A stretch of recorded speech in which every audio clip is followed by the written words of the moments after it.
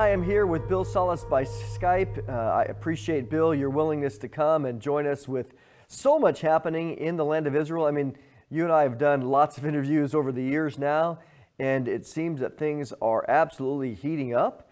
And so let's kind of just jump right in here, because we know there's so much to discuss in this short amount of time. Kind of give us an update for those that maybe have not seen what has happened over the past few weeks. Well, basically in response to Israel's destroying the consulate in Syria and killing a couple of lead generals of Iran's army, Iran launched a direct attack. Most of your viewers will understand this. They launched, 170 drones, 120 ballistic missiles, and 30 cruise missiles, of which about 99% of those either were intercepted, or some of them, of course, even failed to launch, we're told. So it was a direct attack. Up to this point, basically, Iran has been using its proxies in a multi-phased, multifaceted war to cause problems for Israel. But this was a direct attack, which seemed to have failed, and it seemed to be a very expensive fireworks show for Iran with no celebration. But, I mean, there are certain wins. Joe Biden came out and said, Israel, accept the win and don't retaliate. Basically, he doesn't want anything to escalate. Of course, Israel has all of its rights to do that at this point, a state coming against another state. But one of the wins also, I think, that needs to be looked at, and this could lead to a prophecy, is Israel, through satellite imagery, now knows where on the west coast of Iran the underground missile silos are, and their portable rocket launchers and that sort of thing. They can see where they came out from. But those are critically important, because the thing to me that's interesting is that there's a prophecy we'll talk about in Jeremiah chapter 49, where it says that the bow of Elam, and Elam would be that west coast area where those missile silos are, of modern-day Iran, will be broken at the foremost of their might, and there'll be a war. It says there'll be a sword sent after them until they are consumed. We'll get into that prophecy. I don't want to get ahead of ourselves. But the other thing, too, is that I think what Iran might have shot itself in the foot a little bit here with Israel is that up to this point, the international community was sort of looking at Israel as sort of the villain, with what they've been doing in the Gaza. Don't go into the Rafah, etc.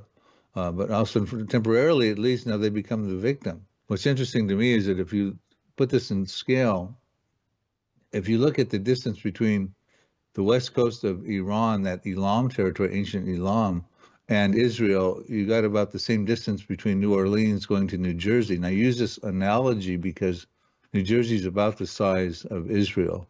Could you imagine if from New Orleans there were 300 plus missiles, drones, ballistic cruise headed toward New Jersey, and if they weren't intercepted, the kind of damage we would be talking about to that small state?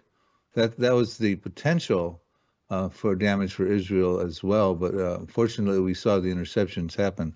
So I think, to me, they're saying, let's not have this escalate. Well, to me, that is an escalation. We're already escalated at this point. Yeah, I think that what we hear the current administration discussing is, as you mentioned, like, hey, again, there was no real damage. This was a victory, and so don't retaliate. But in our country, we all understand, Bill, that if I go into an area and I'm in there with my weapons and I'm shooting bullets around at people and I'm aiming at specific people, and just because I miss, I still committed attempted murder.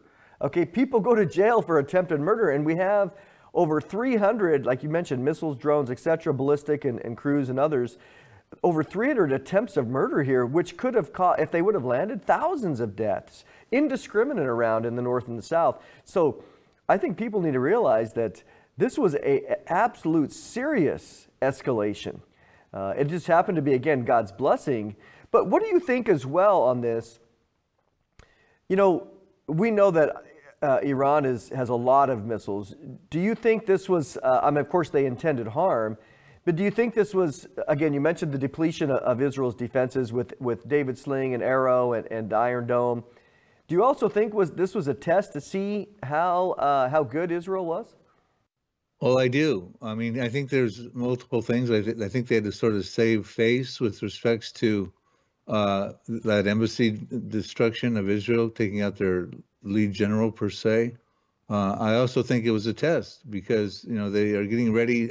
Some of us believe they might already have a nuclear weapon. We don't know how soon they can detonate that, put it onto a warhead. Some say they're about a year out on that. I don't know. We don't know because we can't really check and inspect Iran's military advances. They could have sent their hypersonic missile that can get there in 6.66 minutes. They could have had Hezbollah come to the north with some estimates of 6,000 missiles in the first few days, tapering down to a couple thousand effective missiles in phase 2. They could add Syria bring chemical weapons. They could add the Houthis do more firepower, etc. So in my estimation, this really probably was a test. I don't think it went the way they wanted. Some people think it was a miserable failure for Iran, but at the same token, they are strategic. And they're very clever. They're very clever. We'll have to see how Israel responds, but they did open the door now for a response from Israel, which in my estimation could be that Israel is going to go over. I'm just taking a thought here. Don't put me on the record with this, but they're going to go over initially before they try to deal with the missile launching capabilities Iran has, which they have to take care of those before they can even get into Iran proper.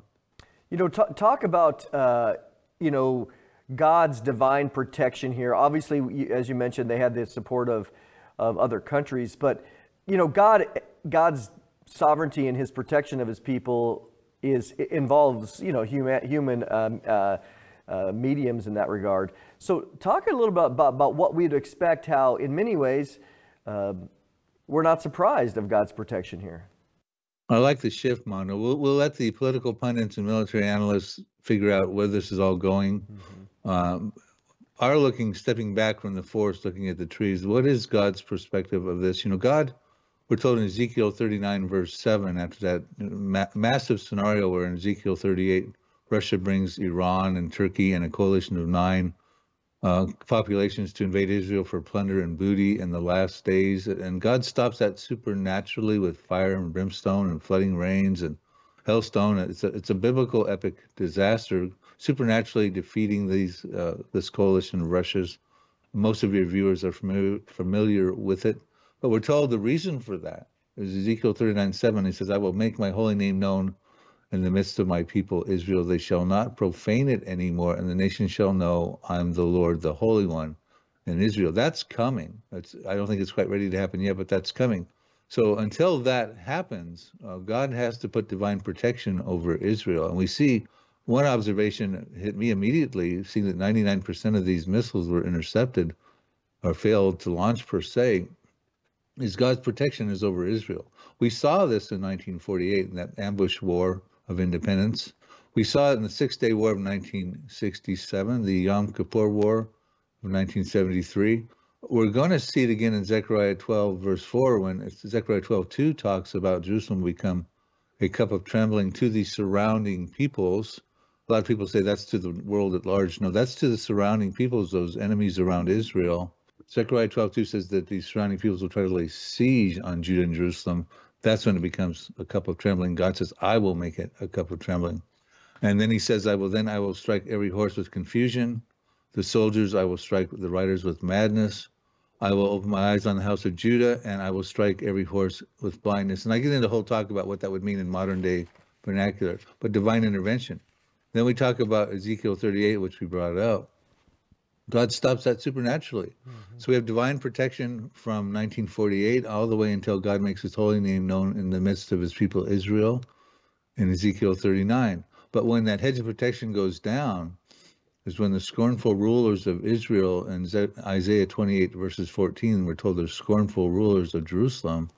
They'll sign on to the false covenant of Daniel 9:27, which starts Daniel's 70th week, the 7-year tribulation period.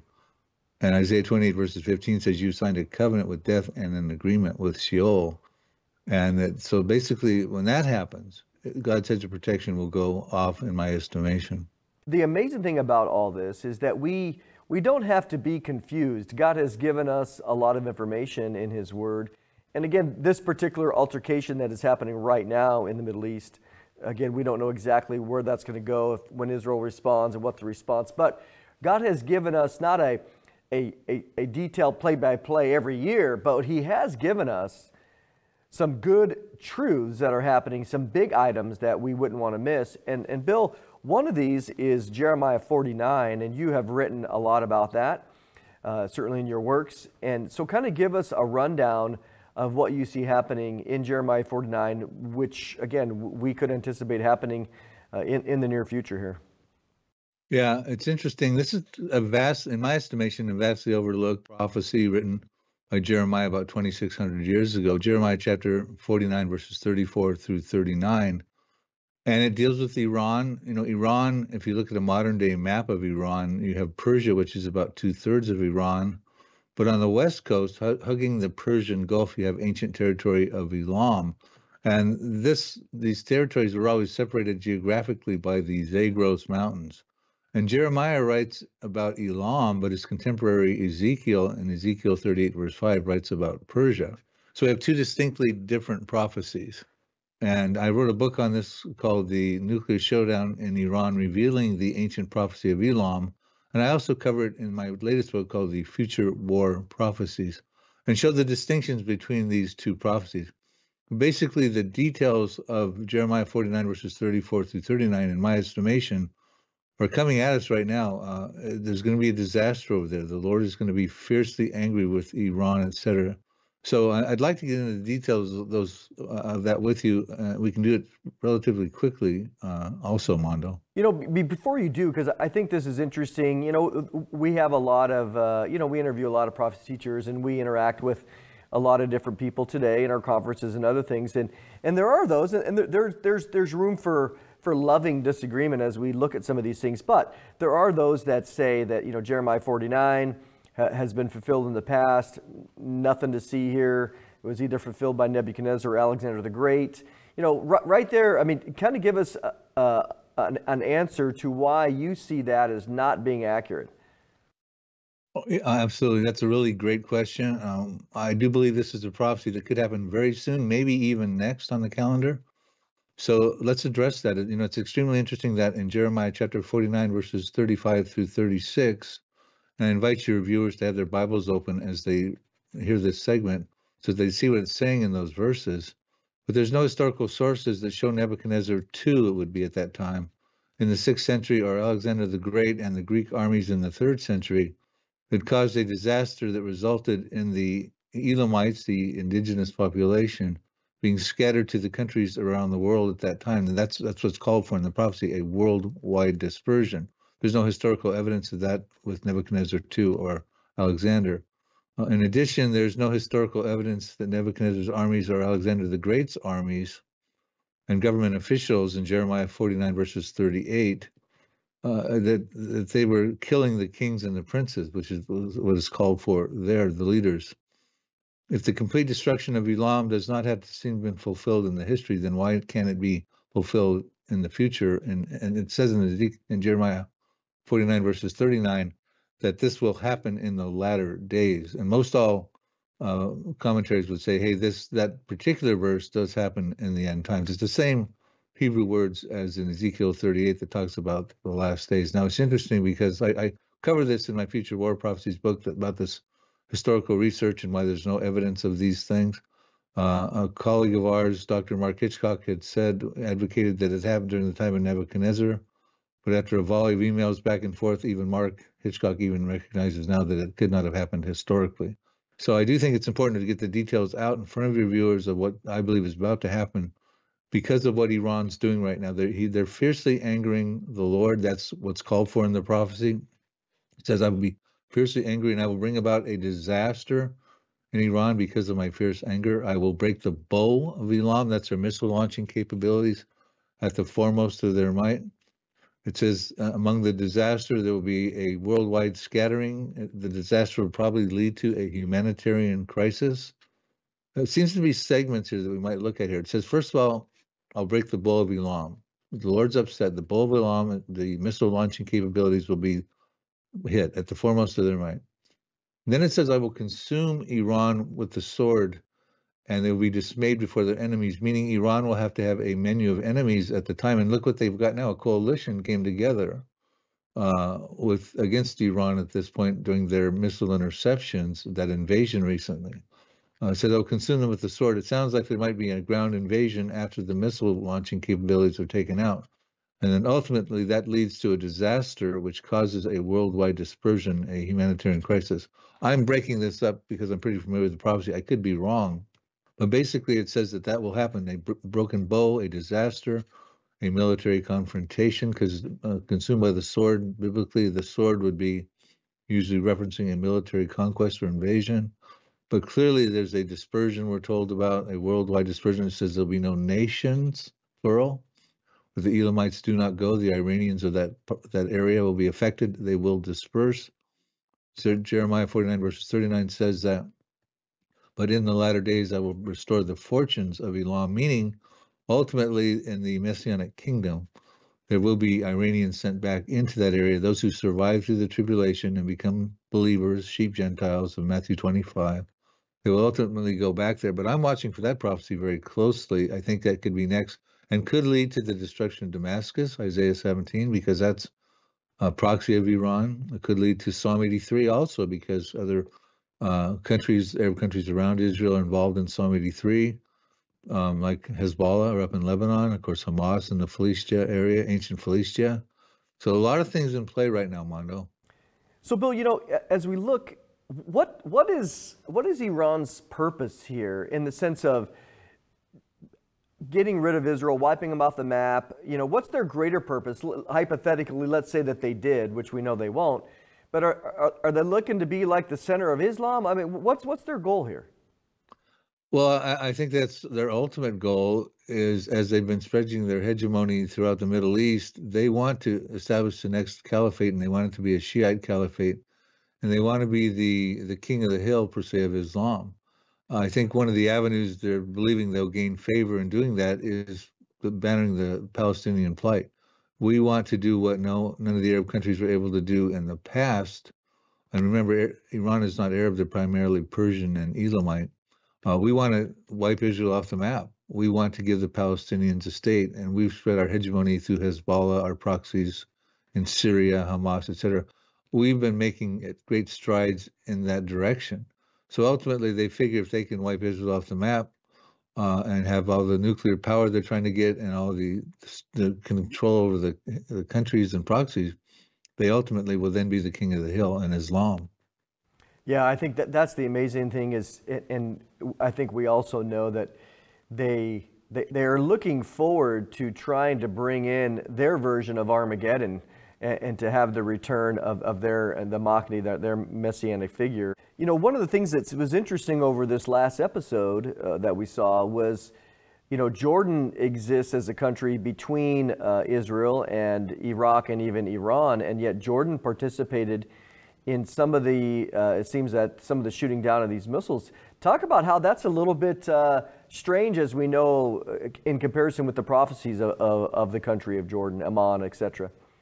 Yeah, Jordan, as of 1994, has a fragile peace treaty with Israel that was established. Of course, even prior to this Iranian attack of Israel, for a couple weeks, Jordanians were protesting in the capital of Amman, Jordan, to get rid of that peace treaty with Israel. They were so pro-Hamas that was going on. Matter of fact, a lot of those protesters believe were incited by Iran or the Hamas people.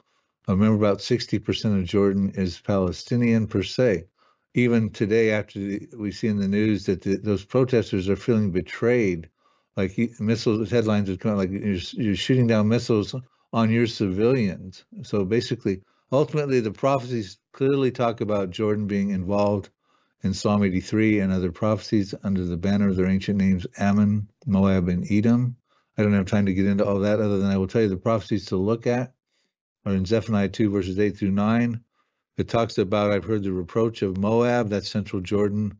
I've heard the insults of the people of Ammon, that's northern Jordan, which they have reproached against my people, that's Israel. And they've made arrogant threats against the borders of Israel. So the Lord of hosts of Israel says that they will surely be like Sodom and Gomorrah, and Israel will be a perpetual desolation, and Israel will plunder them and take over that land. Jeremiah 49:2 says basically the same thing. I won't read it, but I do want to read this. Jeremiah 49:1 through 6 is important for your viewers to read. One thing that I found interesting when Jordan was involved in shooting down and intercepting some of these missiles from Iran, I think it's leading towards Jeremiah chapter 49, verse 5, which says, "Behold," I'm talking to Ammon, northern Jordan, the capital of Jordan, "I will bring fear upon you, says the Lord God of hosts, from all those who are around you. You shall be driven out headlong, everyone, and no one will gather those who wander off. But afterwards, I will bring back the captives of Ammon." So in other words, like the Elam prophecy, there will be a remnant of Jordanians in the Messianic kingdom. So the fear that Jordan's going to start to experience from all those around them will ultimately lead to the wars in Jeremiah chapter 49 and Zephaniah 2. And we're seeing that fear is ultimately going to overtake Jordan, and it's already happening at this point. Remember, Jordan has $1.6 billion worth of aid coming from America. They also have a large gas contract with Israel. So they're fish out of water right now because the Palestinian Jordanians don't want to have a relationship with Israel, and yet they're stuck in the middle of having a relationship with Israel and relying on Western aid. Yeah, amen. You know, and as we think about all this, you know, we have the scripture that gives us, you know, these big outlines of what's going to happen. And again, things ebb and flow. And as we, you know, watching for 30 years, you see this with Turkey and others. But, you know, at the end of the day, one of the things that you know, here we want to do, and appreciate Bill coming on today, is just let you know that God's word is true, that these prophetic developments are here. They've been written for a long time. God does this in order to show us, again, that he knows the future from the beginning to end. And also, it points us to the reality and the reliability of the gospel. I mean, that's, at the end of the day, we watch Israel. We know that God has a plan. We see him protecting it. And again, it's just a reaffirmation and a confirmation that Jesus is the way for salvation. And so if you have not put your faith and trust in Jesus, I hope that is the most important thing for all of us, to help that you communicate that. We also appreciate you praying for our ministry, for supporting what we do here. It gives us the opportunity to continue to keep people informed, and ultimately to bring the gospel around the world. So appreciate you, Bill, being with us today. Thank you for watching, everyone, and we will see you next time. I really want to thank you for watching this video. If you enjoyed it, and if you've not already done so, please consider subscribing to our YouTube page at Prophecy Depot Ministries. Bill Salus, you can go on YouTube and search Prophecy Depot Ministries. Also, take the time to visit our product page at prophecydepot.com. You'll find my books and DVDs there. We even have bundle deals, discounts of books and DVDs for you. While you're there, also check out our spiritual survival kit for those left behind thumb drive. It's specifically designed for your loved ones who might get left behind, so they can know it's forthcoming in the days in which they'll be living. It would include a Bible, some letters of instructions from me to them, my books and DVDs for the Here to Eternity series, the Now Prophecies, what could happen now at the present time, the Next Prophecies, what has a few preconditions but are stage setting, could happen after the Now Prophecies. The Now Prophecies have no more preconditions. The Last Prophecies, which include the prophecies in the first half of the tribulation, the Final Prophecies, which include the prophecies in the second half and final half of the tribulation. And then we conclude the series with the Millennium Prophecies and the New Jerusalem. Additionally, while you're there, you'll see my new book and DVD called The Future War Prophecies. And you see some of the topics that are discussed there: the First War of Iran, the war we talked about in this video with Israel and Syria, the proxy war that shakes Israel, Psalm 83, Ezekiel 38. You see the list of these different topics up there. Please visit and consider purchasing this book and DVD as well.